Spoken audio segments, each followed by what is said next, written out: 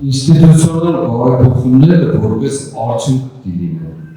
ոչ թե որ բարեփոխվեն, որպեսզի կարողանանք համակարգ ներդնել կամ հայեցակարգ ներդնել։ Առաջինը ինձ այդ հայեցակարգի պատկերացումը ինչու։ Ես գյուտ չեմ արել, այլևս երբեք մեր ասելիքը չի եղել, այլևս երբեք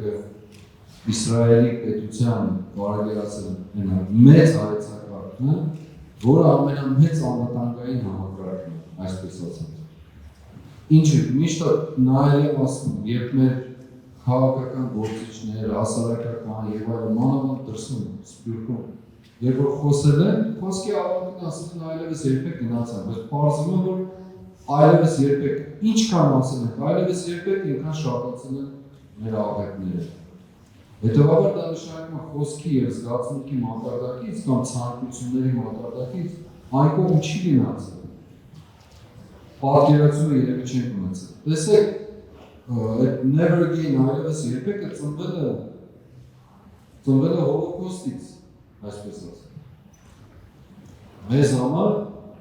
մեր ցեղասպանության ոչինչ է գործում է մեր համար։ Հիմա